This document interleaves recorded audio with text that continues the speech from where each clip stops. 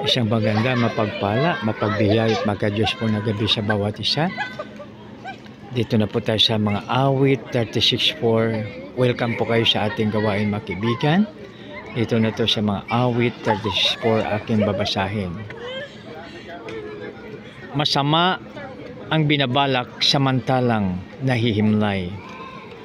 Masama rin ang ugali at isa pang kasanaay ang laging inaakap ay gawain mahahalay. Purihin nawa ang Diyos sa pagbasa ng kanyang salita. Tayo manalangin.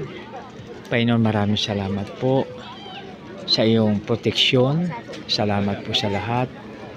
Sa iyo lamang ang purihan at kalutihan, O Lord, sa pangalan ni Jesus. Amen and amen.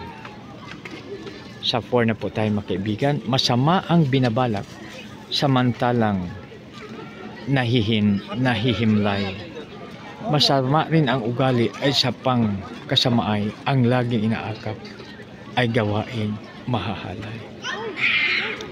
Mga kaibigan, alalahanin po natin, wala po tayong maitago sa ating Panginoon.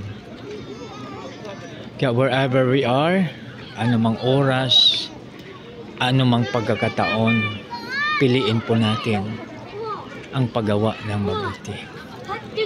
We will choose what is best and what is right.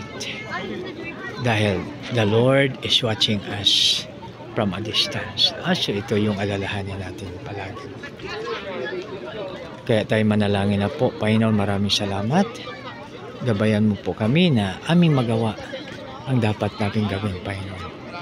Maraming salamat, O Lord, sa pangalan ni Jesus na aming Panginoon tagapagligtas. At po ay magsabi ng Amen and Amen.